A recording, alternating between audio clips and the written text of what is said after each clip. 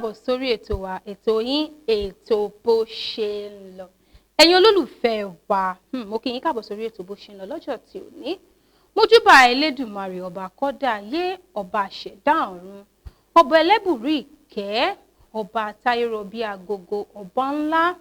ọba àjọkẹ́ ayé ọba àṣàkẹ́ ọ̀run ọba tó ti ń bẹ kó tó di pé bẹ̀bẹ̀ máa bẹ ọba tó tún wà nígbà tí bẹ̀bẹ̀ dé tán ọba tó sì tún máa wà nígbà tí bẹ̀bẹ̀ ò ní sí mọ́ ọba tó lè jí ọba tó lè pa ẹ dúró náà ta ló ń jọba perin níwájú ọba páyányán ta ló ń jọba perin níwájú ọba pẹ ènìyàn ìwọ lọba àjọkẹ́ ayé ọba àṣàkẹ́ ọ̀run kábíyèsí rẹ olódùmarè ọba mi. Mo kí ẹ̀yin olólùfẹ́ ètò bó ṣe ń lọ mo kọ́kùnrin mo kóbìnrin mo kí ọmọdé mo kí yín nílé lẹ́yìn òde mo kí yín níbikíbi tí ẹ bá wà ṣáàárọ̀ lẹ́ ń gbọ́ mi ní ọ̀sán ìyálẹ̀ta tàbí àṣálẹ́ mo kí yín káàbọ̀ sórí ètò bó ṣe ń lọ. Orúkọ tèmi ni Agúnbíadé Ganiat èmi lọ́mọ òdíyàn ọmọ ogun níwàṣẹ ọmọ arúmọba bí ẹ̀gún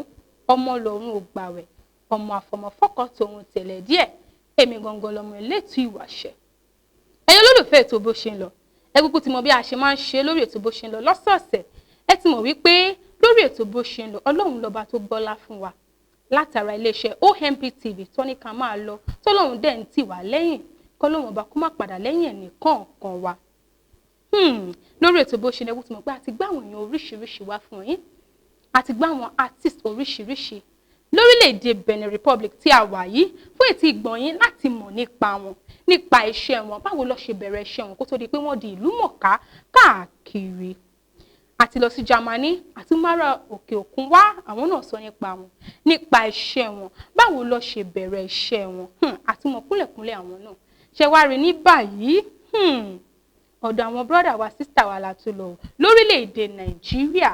níbi tí wọ́n ti ń tọ́lọ́run ti gbọ́lá fáwọn náà nípa pé ká ṣeré sinimá ká ṣeré tó mọ́pọlọ wá ká ṣeré tó mọ̀yé wá látún lọ pé ká tún lọ gbá wọn náà wá tọkọtaya la gbé wá àgbẹ̀ ọ̀kan ń jẹ́ Lukman Raji ìyàwó náà dẹ̀ ń jẹ́ Bukola Adékọ̀gbẹ́ Raji àwọn náà méjèèjì wọ́n ń ṣiṣẹ́ takuntakun nínú pé ká kọ sinimá ká ṣeré orí ìtàgé láti fúnkúnni ní ìmọ̀ àti ọgbọ́n gbogbo ẹ̀ ni wọ́n ń ṣe papọ̀ kí àwọn àlejò yín tó wá dábìn ẹ̀yin tèmi ẹ jẹ́ káà náà dab out ká lọ mọ nǹkan tó ń ṣẹlẹ̀ lókèèrè kí a padà. Ẹ káàbọ̀ sórí ètò bó ṣe ń lọ ó ga bó tẹ̀ yẹ pé a ṣe wàhálà ká tó gbé yín wá sórí ètò kí ló dé location lónìí location lọ́la ọlápá fi private jet gbé yín wá ní àbámárì yín lè ní lórí ètò. Kò easy ọ̀tọ̀ nìyẹn tó bẹ̀ lọ́wọ́ wá jù. Àwọn ará Nàìjíríà ó ga jù location lónìí location lọ́la ẹ káàbọ̀ sórí ètò bó ṣe ń lọ tọkọtaya Raji ní báyìí ẹ bá mi kí àwọn olólùfẹ́ yín ìmọ̀ àkọ́kọ́ bẹ̀rẹ̀ láti orí baálé ilé náà ẹ bá mi kí àwọn olólùfẹ́ yín. ẹ̀yin olólùfẹ́ Lukman Raji èmi ọmọ yín náà ni mo ti dé sí orí ètò yìí ẹ ṣáà ti mọ̀ ẹyẹ méjì kì í jáṣà King of Swagger náà ni aka ẹnu òṣè. ẹnu òṣè ariwo kọ́ ni music bí olórin kan ṣe kọ́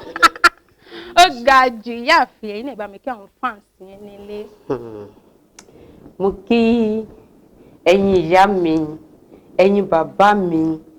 ẹ̀yin olólùfẹ́ mi orúkọ tí èmi ni Olúwabùkọ́lá Adékọ̀gbẹ́ aya Raji aka ìdíganlébè ẹnu ògànyán àṣànà àmínàtú pàápàá. ó ga jù ó ga ń bọ́ ní kí tó ti bẹ̀rẹ̀ báyìí o nítorí mo fẹ́ bi yín pé ọmọ bíbí ìlú wo nìyí àbí ń béèrè lọ́wọ́ madam. ẹ jẹ́ ń bi yín gangan. ọmọ bíbí ìlú Òṣogbo ní Ọ̀ṣun state àti Benin. Ibẹ̀ ló ti bí yín madam kọ́. Èmi o ọmọ Ẹ̀pẹ́ là wà ọmọ arómi sálẹ̀ gbẹ̀lẹ̀gbẹ́ ọmọ Èkó ò ní bàjẹ́ Èkó ilé títí wa gangan. ṣé kò èkó èèyàn kan wà lẹ́kọ̀ọ́ tó jọmọ èkó gangan. Àwa lọmọ Èkó, àwa la nà mí, àwa la nẹja. ó ga jù. Àwa ni o, ẹ̀pẹ́ alárọ̀ ọmọ Ògúnmọ́dẹ̀dé. ó ga jù báwo la ṣe wá ń korí kì ìdílé mi. Ẹ̀hún náà ni mo ti kì fún yín yẹn. ìyẹn náà ni pé ẹ̀yin lẹ́lẹ́mí ẹ̀yin lẹ́lẹ́ja. Ẹ̀pẹ́ alárẹ̀ ọmọ Ògúnmọ́dẹ̀dé, àwa la nà mí, àwa la nẹja. Ẹni tó bá fẹ́ wá sí Èkó tí wọ́n tó fẹ́ kó mi gbóhùn lọ, ó kọ́kọ́ gbọ́dọ̀ kò sáwà. ó ga jù oríkì tí ń yí ó ga n jẹ́ mọ̀ pé dáàdì wa ló kù tó máa kọ oríkì wọn báyìí. ó yá jẹ́ kí n kí oríkì ilé tí. a fẹ́ gbọ́n mi lọ́mọ páwọn olólùfẹ́ yín gan fẹ́ gbọ́n lé. ọmọ ẹ̀yìn ọmọ ṣọṣọ ọmọ ṣàkìtì wọ́n ọmọ arọ́wọ́ bẹ̀ bí òjò. jíjẹjẹ tí ń ká ìmọ̀ pé ẹ̀ tiẹ̀ ẹ̀ fẹ́ kà rárá ẹ ṣọ́ ń gbóhùn lẹ́ ń kà. òun ni. mọ̀ pé madam tọ́jú kò wọ́n ń láyè láti ràn yín lọ́wọ́ torí mọ̀ báwọn máa mọ̀ ká jẹyàn ọkùnrin mọ̀ pé òun náà máa fi bẹ̀yìn tẹ́ bá ń bínú ẹ bá mi ràn wọ́n lọ́wọ́. A máa help wọn out. Ọmọ ẹ̀yìn ọmọ ṣọṣọ ọmọ ṣàkìtì wọ́n ọmọ arówó wẹ̀ bí òjò tínú bá bí wọn bàbá wọn lójú ogun wá ti tọ́ méjèèjì bọ́nú à. ó ga jù tó bá yẹ pè mí ní ibà ìjókòó ó yẹ kẹ́ máa dáwọ́ lù wọ́n báyìí. àbí o. kẹ́ máa dáwọ́ lù wọ́n pé obìnrin ló koríkì mi tó yìí torí pọ̀ ìmọ̀ye obìnrin jẹ́ pé ń fẹ́ kọjá pé kò tiẹ̀ sí ìtókọ̀ wọn pẹ̀lú oríkì ọkàn wọn. àbẹ́ mọ̀ kóun lọ́ fi ń bẹ̀yìn tẹ́ bá ti ń bí nínú ilé àbí báwo ni. ó ga jù lórí ètò bó ṣe ń lọ náà la ṣe wà tí bá máa bí pé báwo ni kékeré yín ṣe lọ. bí mo ṣe sọ lẹ́ẹ̀kan a bí mi ní ìlú Òṣogbo but mo dàgbà sí ilẹ̀ Haúsá ní Yelwaya-Ore that's àwọn Kebbi State ní Nàìjíríà. agbègbè ìwà yìí ẹ gbọ́ Haúsá dáadáa. mo gbọ́ Haúsá dáadáa. ibẹ̀ náà lẹ ti ka àwọn ìwé tẹ̀ ká. ibẹ̀ ni mo ti lọ sí primary school àti secondary school àkàjù bẹ́ẹ̀ yẹn lọ so àṣìfẹ́ furthermore but later ni. ìwé ò tiẹ̀ pọ̀ kò sí èjì nínú madam ẹ̀yin náà kọ báwo ni kékeré yìí ṣe lọ. Anyway wọ́n bí èmi ní ìlú Èkó. We are 6 in number. Èmi ni ẹlẹ́ẹ̀karùn-ún. Kí ló ní secondary class yìí o. Bẹ́ẹ̀ ni ọmọ Ayọ̀ la wá. So mo dẹ̀ lọ sílé ìwé alákọ̀ọ́bẹ̀rẹ̀ ní Èkó primary school kan tí wọ́n ń pè ní Apostolic Primary School. Ìyẹn wà ní Èbúté-Mẹ́ta ẹni tó bá mọ̀ bẹ̀ dáadáa. So after my primary school mo lọ sí secondary school mi ẹ má jẹ́ ká sọ because àwọn kan máa sọ pé orúkọ school téèyàn bá lọ ọmọ ìgbà yẹn a máa sọnà because I feel proud lẹ́nu. Mo lọ sí Òkè Odò ní secondary school tí mo lọ ó wà l'Èbúté-Mẹ́ta. After that ta ṣe tán ta ṣe gbá ta ṣàwo a ṣẹ̀ wá lọ sí College of Education. After my College of Education I went to Yaba Tech so láti tẹ̀síwájú. Nínú ìwé ẹ̀kọ́ yín báyìí ó ga jù tí bá máa bí yín wípé ẹ lọ sí College of Education ṣé tíátà náà lẹ lọ kà ní College of Education. No gbogbo èèyàn náà ló mọ̀ yìí pé ní College of Education kò sí nǹkan tó jẹ́ pé tíátà ń bíbẹ̀. ọ̀tọ̀ ni nǹkan míì tẹ lọ kà. Yes. tẹ lọ kà ní College of Education. Accounting Education. ó ga jù ẹ fẹ́ máa kówó báńkì. Àdẹ̀rí kò jẹ́ o. ó ga jù bàbá mi tí bá máa bí yín pé báwo ni ẹ ṣe bẹ̀rẹ̀ iṣẹ́ tíátà tẹ̀yìn láàyò bá tó mọ̀ ń gbajúgbajà káàkiri báwo ni iṣẹ́ tíátà tí ẹ ń ṣe bẹ̀rẹ̀. mo bẹ̀rẹ̀ iṣẹ́ tíátà yẹn láti ọ̀dọ̀ ọ̀gá mi Ọlábànkẹ́hùn Dàgúrú Alájìgá Ogun ẹni tó dẹ̀ ṣokùnfà mi tó mú mi débẹ̀ ojú Muyideen Ọládàpọ̀ Lálá torí family làwọn méjèèjì. Ìgbà tí mo ti dé Èkó ní 2002/2003 mo tẹ̀lé lọ sí Riaza ground l'Ébùté Èrò but ìgbà tí mo débẹ̀ mo rí tí wọ́n máa ní káwọn kan gbálẹ̀ káwọn kan tó chíà èmi ibi tí mo dẹ̀ ti ń wúfọ̀ wọ́n máa ń kẹ́ mi bí ojú ni mi tí fèsì iṣẹ́ irú nǹkan bẹ́ẹ̀ báwo máa ṣe máa kó costumes lọ́wọ́ máa gbálẹ̀ tí n bá dé rí àzá mo bá pe mú ìdòkè wá àlá èmi ò rò pé mi lè ṣiṣẹ́ tíátà yìí ó ní báwo ṣe pé díẹ̀díẹ̀ náà ní díẹ̀díẹ̀ ni mo rẹ̀ ní òkè but later mo ṣe fi ṣe mi ṣáà ṣiṣẹ́ yẹn gbà yẹn mo kàn padà sí nọ́ọ̀tì ni pé mi ò rò pé mo lè ṣiṣẹ́ tíátà yìí ìgbà tó wá di 95 so mo wá padà sí Èkó òun náà ló ṣáà pé ọgbẹ́ni máa bọ̀ jẹ́ ká máa ṣiṣẹ́ àníṣe ìṣe àwọn tí ń lọ sí location kí n jẹ́ ká máa bọ̀ so mo wá ṣáà padà ìgbà tí mo wá padà sí mo ṣáà lọ bá Dágúnró pé ọ̀gá mi ò mo dé o mo fẹ́ fèsì iṣẹ́ yìí àdẹ̀ bẹ̀rẹ̀ díẹ̀. ajẹ́kẹ́ bẹ́ẹ̀ ti tẹ́ṣe bẹ̀rẹ̀ sinimá sìn ó ti lé ní 20 ọdún. jù bẹ́ẹ̀ náà. aṣáwọn níbi 22 years báyìí sìn. Olúwa kó ṣàánú àkàrẹ́ kò délé. tí wọ́n máa kọjú sí madam báyìí tó yà lè béèrè lọ́wọ́ ọkọ ká má béèrè lọ́wọ́ ìyàwó. wípé báwo lẹ́yìn náà ṣe bẹ̀rẹ̀ iṣẹ́ tíátà. iṣẹ́ tíátà anyway ìgbà tí mo ṣe sọ náà mo ṣe wá ń school nígbà yẹn iṣẹ́ tíátà jẹ́ iṣẹ́ tí mo ti ní passion fún látilẹ̀ tó máa ń wù mí pé mo like iṣẹ́ yìí àwọn mo fẹ́ jẹ́ kí iṣẹ́ ìkíní kan but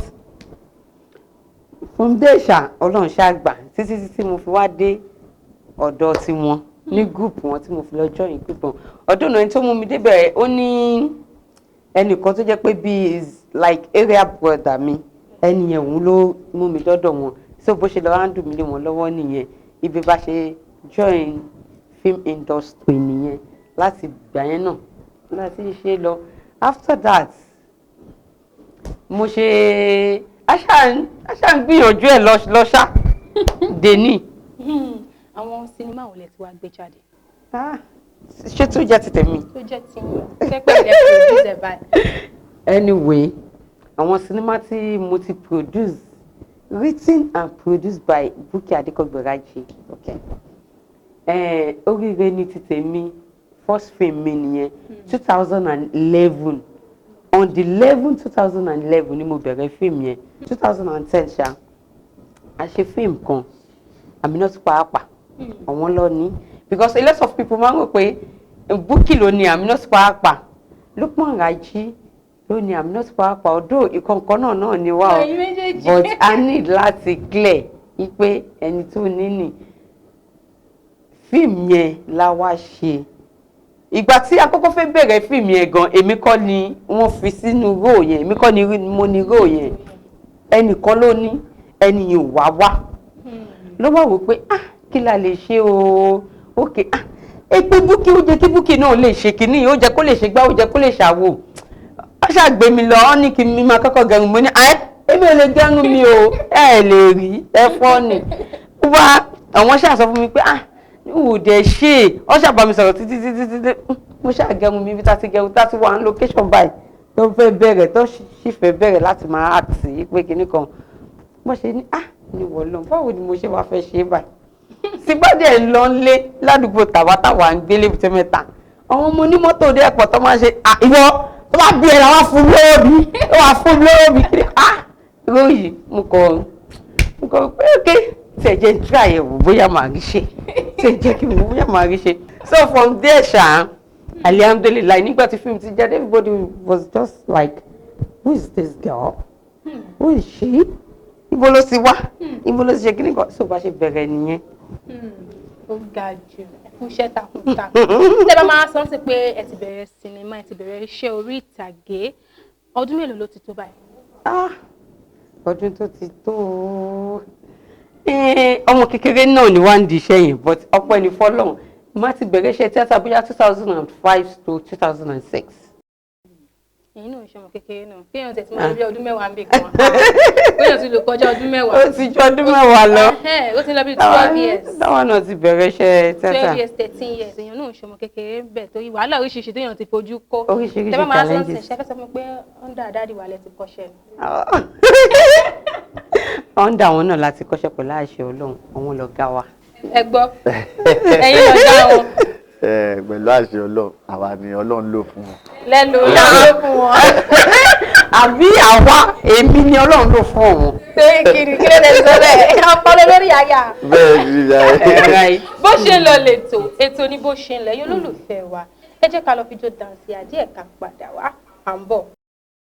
ẹ̀yin olólùfẹ́ ètò bó ṣe ń lọ mo rò wípé ẹ rí wa bá a ṣe ṣe kìnnì bá a ṣe ń jó báwọn tá à ń mú kólú mú kẹ̀kẹ́ lórí ètò fún èmi àti tọkọtaya Rájí. bàbá mi ni mo fẹ́ béèrè ọ̀rọ̀ lọ́wọ́ wọn ń sìn ò nítorí ẹ sọ fún mi nígbà tí ìyá mi máa sọ lẹ́ẹ̀kan wọ́n ní àwọn pàdé tó pẹ́yìn lọ́gá àwọn nígbà yẹn nísìn ṣọ́gá náà lẹ sì jẹ́ fún wọn báyìí sí. ká dúpẹ́ lọ́wọ́ Ọlọ́run àwọn náà dẹ̀ ni wọ́n dúpẹ́ lọ́wọ́ Ọlọ́run pé Ọlọ́run fi wá ṣe adé orí fáwọn gbogbo ẹ̀ náà ọpẹ́ náà ni la máa fi ọpẹ́ dùn torí pé nígbà yẹn màá kàn sọ díẹ̀ nípa ọ̀rọ̀ ẹ̀ mi nǹkan tí mo fẹ́ sọ lénìí mi sọ lójú ẹ̀ torí pé ìgbà tó join group wa ń gbà yẹn so torí èmi àti Murphy Afọlábí Olúwọlé kò Báràká so àwọn mẹ́ta ẹ̀ la ní group yẹn ń gbà yẹn so ìgbà tó wá join tán nígbà tó wá bá a pé òun fẹ́ ṣe tíátà máa yẹn mo rẹ̀ wò pé ọmọ yìí ọmọ tó dáa ni bẹ́ẹ̀ tó dáa níbo ṣé ní pé ojú ni àbí wà. ó rò pé ó rẹwà ẹ mọ̀ pé Yorùbá sọ pé ojú ò ní rárẹwà kó má wù kó má pè so ọmọ tó dáa but later ìgbà tí mo wá rí pé iṣẹ́ ọmọ yìí ó dà pé ó ní passion fún iṣẹ́ gbogbo nǹkan tá a bá lè fi support ẹ̀ ní ti dáadáa a support ẹ̀ gbogbo supporter tá a support ẹ̀ náà òun ló hàn lára wọn báyìí lórí hàn lára wọn báyìí lẹ́pọ̀ sí wọn lára lóríṣiríṣi ṣé nǹkan tẹ̀ rí pé ojú wọn yìí rọra ó ń dán ni àbí mo parọ́ nìyá wa. ẹni olóòtú. ẹ kú iṣẹ́ takuntakun ó ga jù ìyá wa yẹn ni question tí wàá wá fún báyìí sí nítorí gẹ́gẹ́ bí onítíátà obìnrin mi ò pé ìyẹn onítíátà yẹ kí n gbélé tẹ́ bá lọ location oṣù kan ní ẹ̀wọ̀n location ọ̀sẹ̀ méjì tẹ́ bá ti lọ location lọ́sẹ̀ méjì àwọn tún máa pè yín lọ́jọ́ kẹta pé ẹ wá o báwo ni ẹ ṣe ń ṣe tó jẹ́ pé ẹ̀ ń ráyè mójútó àwọn ọmọ ńlé àti pé ọkàn yín kọ́kọ́ ní ẹjọ́ ń ṣiṣẹ́ kan náà báwo lọ ṣe ń rata yín jẹ lásìkò. ṣe ti rí yẹn ká kọ́kọ́ dúpẹ́ lọ́wọ́ Ọlọ́run náà because tí obìnrin bá fẹ́ ọkùnrin tó understand ẹ̀ kò ní ní issue kò ní sí bóyá wàhálà lé ní wàhálà lọ́la mo dúpẹ́ lọ́wọ́ Ọlọ́run yìí pé ó kọ́kọ́ fún mi lọ́kọ tó understand mi dáadáa náà and kò sí iṣẹ́ mi kò dí home mi lọ́wọ́ home mi kò dí iṣẹ́ mi lọ́wọ́ so méjèèjì kò papọ̀ mọ́ra wọn Ọlọ́run ọba dẹ̀ ní ọba elétò Ọlọ́run bá wa tò gẹ́gẹ́ bó ṣe tọ́ àti bó ṣe yẹ. Ọlọ́run bá yín tò. èmi ò mo like kitchen mo dẹ̀ mọ nǹkan tó kọ mi fẹ́ yàtọ̀ sí nǹkan tó kọ mi. mo ṣì máa wá sórí ìbéèrè nǹkan tó fẹ́ yẹn máa bí yín o nǹkan tó fẹ́ yẹn máa bí yín o ẹ mọ̀ nǹkan tó fẹ́ ẹ mọ̀ pé oríṣiríṣi tó fẹ́ ṣé ẹ fẹ́ lómi ò lè gbà wọ́n tó ṣé ẹ mọ̀ pé báyìí báyìí àwọn tó ń wò wọ́n báyìí lábẹ́ wọn ni o àbí mo parọ́ ni tí ẹ bá lọ sí location tí ẹ bá fẹ́ lọ ṣiṣẹ́ ó ti ẹ̀yìn pẹ́yìn náà lọ́wọ́ àfi síbẹ̀ pé kẹ́ direct iṣẹ́ yẹn kọ́ wá ní rò sí ìyàwó yín fẹ́ play máa kí sí ọmọ ṣe gbogbo báwo ló ṣe máa rí lójú yín náà. ṣe rí ìbéèrè tẹ̀bìrin yẹn as a director kò sí role tí o lè play kò sí nǹkan tó lè ṣe tí n bá wà ń bẹ̀ yes tí ó bá ṣe dáadáa gan òun gan mọ̀ mi pé mi nígbà tí ó bá ṣe dáadáa máa fẹ́ kó ṣe dáadáa kò sí nǹkan iṣẹ́ ni ìgbà wípé iṣẹ́ ló ń ṣe. àwọn ọkùnrin kan wà tó ní pé tó bá ń gbà wọn fẹ́ àwọn làwọn ń direct àwọn máa pa kámẹ́rà ni o. iṣẹ́ ò yá àwọn yẹn dáadáa ni tó bá fẹ́ ṣe eré cookies máa wà ń bẹ̀ bí mi dẹ̀ sí ń bẹ̀ náà so mo mọ̀ pé iṣẹ́ ló ń ṣe. pé ẹ trust mi dénúdénú. bẹ́ẹ̀ ni. ìyáàfin nísìnyí ẹ mọ̀ pé ọmọ náà wọn ní sinimá obìnrin wọn máa ń ṣe pẹpẹpẹ wọn lè dúró sílé ọkọ wọn lè ṣe gbà báwo lẹ́yìn ṣe tí ń tẹ́ ń pé wọ́n máa ń sọ̀rọ̀ orí àwọn ní sinimá láìda ò pé wọ́n máa ń ní ọkùnrin lọ́ba lọ́kàn lẹ́gàn máa ń ní ọkùnrin káàkiri ni mo ti ní ìbéèrè yẹn máa bí yín tẹ́ bá wá sórí ètò bó ṣe ń lọ. ẹ̀wọ̀n ṣe ti rí lórí iṣu yẹn nǹkan tí èmi fẹ́ sọ ni pé kò sí obìnrin tí wọ́n tó jẹ́ pé níjọ́ tó ń lọ ilé ọkọ wọ́n sọ fún wípé ilé ọkọ tó ń lọ yìí o à ń sì lọ ilé ọkọ o àbí òun wípé ilé ọkọ tí mo lọ ìmú ń padà bọ̀ wá sílẹ̀ àwọn òbí mi àbí pé mo fẹ́ máa ṣèranù kò sẹ́ni tó hùn ẹni tó wá ṣe perfectly náà sí òṣèranù níbẹ̀ kò ń ṣe power ọlọ́run ni ṣé ti rí gbogbo nǹkan tẹ́dá bá ń ṣe láyé ọlọ́run ló ń kọ́ ẹ̀dá mọ̀ ṣe that is it ẹni tó ṣe ọlọ́run ni ẹni tí ò ṣe ọlọ́run ni gbogbo nǹkan tó bá ṣàti ń ṣe ni pé kí obìnrin kó nítẹ́lọ́rùn lórí gbogbo nǹkan tí ó bá ní kọ́lọ́run bá dẹ̀ kọ́ ẹ̀dá mọ̀ ṣe that is it. ọlọ́run bá ló ń kọ́ ẹ̀dá mọ̀ ṣe wá rí lórílẹ̀‐èdè Benin Republic tí a wà yìí a fẹ́ ní ìrànlọ́wọ́ àwọn Yorùbá tí wọ́n ṣe sinimá lórílẹ̀‐èdè Nàìjíríà gẹ́gẹ́ bẹ́ẹ̀ ṣe máa wo sinimá báyìí pé máa wo sinimá Benin àti pé ìfọwọ́sowọ́pọ̀ mọ̀ pé nǹkan kan náà ní ẹ̀yìn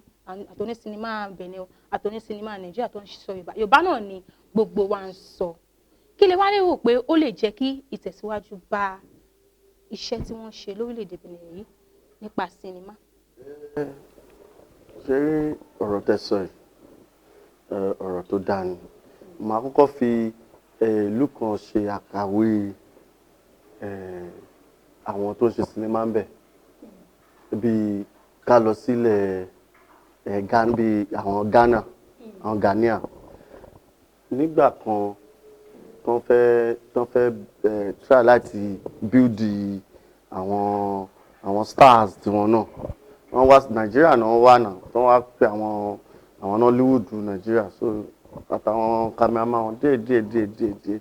tó ṣe miss wọn pọ̀ wọ́n á pè àwọn Nigerian artist wọ́n á pè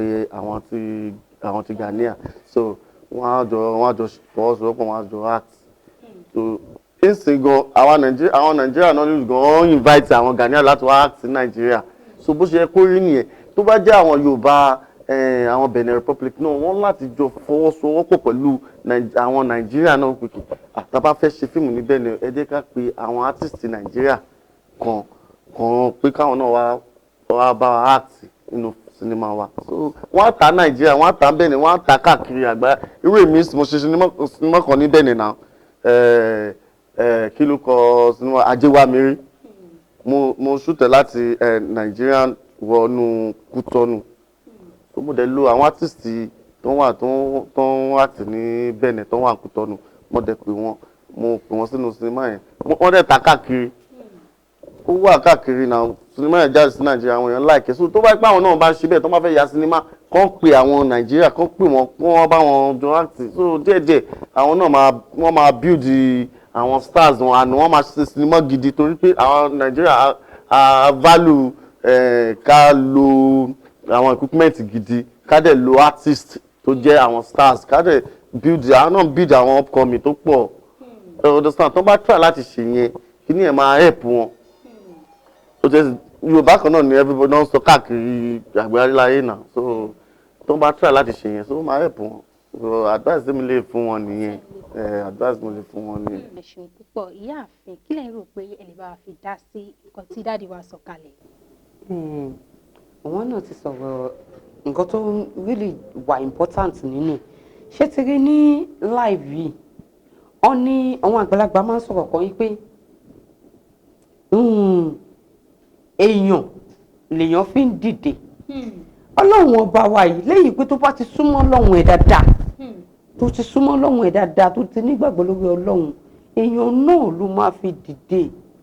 ẹyẹ wọ̀wọ́ Ghanaian bó ṣe sọ tóun bá fẹ́ ìgbà yẹn tó fẹ́ bẹ̀rẹ̀ téèyàn bá lè recollect dáadáa nígbà tó ń ṣe wọn fíìmù wọn ẹ rí pé tó bá ṣe òfin mọ́ ọ ti ṣe òsín yìí ò bá ṣe jọ jókòó yìí wọ́n lọ ṣe òmí wọ́n tún wá padà wá sórí ẹ̀ but me I don't know àwọn náà bóyá jókòó ni me èmi ò like irú fíìmù bẹ́ẹ̀ but later as time goes on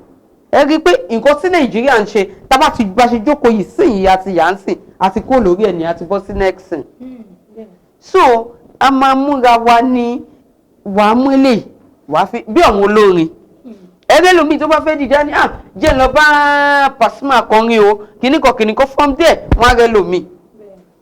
ẹgbẹ́ oní hip hop artist mi náà á ní jẹ́ lọ Bọ́lámídé Davido tóun náà bá upcoming wọ́n máa wá jọ ìmọ̀ àìmọye àwọn tó jẹ́ pé South African wọ́n máa wá sí Nàìjíríà máa lọ sí South Africa wọ́n máa lọ sí bíbẹ̀ náà wọ́n máa lọ shoot musical wọn bíbẹ̀ so tẹ́pájọ sowọ́pọ̀ àwọn náà tó jẹ́ pé before you know it sáwọn nǹkan bá ti ṣe dúró wọn ni no wọ́n ti máa. àwọn náà lè dàgbà. So that is it. ẹ má bá mi dárúkọ oúnjẹ méjì tí ọkọ yín fẹ́ràn jù. Oúnjẹ méjì oúnjẹ Yorùbá tọkọ yín tẹ́ pé ẹ lè ṣe kẹ́ má ṣe fún wọn. Oúnjẹ tọkọ mi fẹ́ràn jù wọ́n like first thing tó kọ́kọ́ like mọ́ mi wọn ló jẹ́ kí n mọ̀ yìí pé wọ́n like wọ́n like iyán àti ọbẹ̀ ẹ̀gúsí but nǹkan tí máa ń ṣe jù tí mo mọ̀ pọ̀ like tí bá ṣe gbà mí àmọ́ ní wo mo ti ṣe oúnjẹ o kò ṣàwà jẹ́bẹ̀ mo kàn ṣàánú ẹ̀ lẹ́ni ni o tó bá lè wọ̀n tó bá jẹ́ tó kó má sọ thank you. ẹ gbọ́dọ̀ ṣe é ní kó sọ thank you. tí bá sọ fún yín kò ní fọ́ ní oúnjẹ tó lẹ́yìn ẹ̀wà àti rice kíyàn wá sí pọ̀ tẹ́ bá gbé fọ́kọ mi mo ò lẹ́yìn tẹ́ ẹ̀ wọ́n mi wá sí o. ẹ ti sọ fún wọn wọ́n ti mọ̀ nǹkan tó fẹ́ máa jẹ nìyẹn. nǹkan tó láìkì nìyẹn. wọ́n fẹ́ràn èèyàn. ẹ bá mi dárúkọ kọ́lọ̀ tíyàwó yín fẹ́ràn jù àti ohun tí wọ́n fẹ́ràn láti máa ṣe.